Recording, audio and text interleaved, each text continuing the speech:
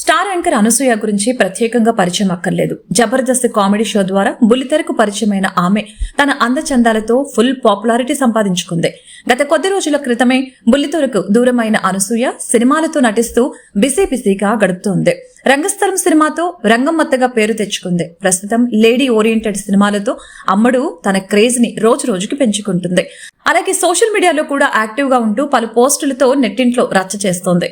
విజయ్ దేవరకొండ అనసూయ గొడవ గురించి తెలిసిందే. ఆ తర్వాత భారీగా ట్రోలింగ్ ఎదుర్కొన్న సంగతి కూడా తెలిసిందే. ఎప్పటికప్పుడు తనని ట్రోల్ చేస్తున్న వారికి స్ట్రాంగ్ కౌంటర్స్ వేస్తూ పోస్టులు పెడుతుంది.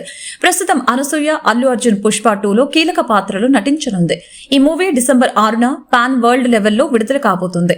తాజాగా తాను నటించిన ఓ సినిమా విడుదలైంది. అనసూయ జగపతి బాబుతో కలిసి నటించిన తాజా చిత్రం సింబా. దీనిని కొత్త డైరెక్టర్ మనోహర్ రెడ్డి తెరకెక్కించారు. రాజేందర్, సంపత్ నంది సంయుక్తంగా నిర్మించారు. అయితే ఈ సినిమా నేడు గ్రాండ్ గా థియేటర్స్ లోకి విడుదలైంది. ఈ క్రమంలో తాజాగా అనసూయ ఇన్స్టాగ్రామ్ వేదికగా షాకింగ్ పోస్ట్ షేర్ చేశారు.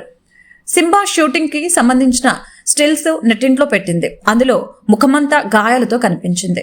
ఇక ఆ ఫోటోలు చూసిన వారంతా షాక్ అవుతూ అనసూయకి ఏమైందని కామెంట్లు పెడుతున్నారు. కొందరు మాత్రం ఏ సినిమాకు సంబంధించిన ఫోటోలు అని అడుగుతున్నారు.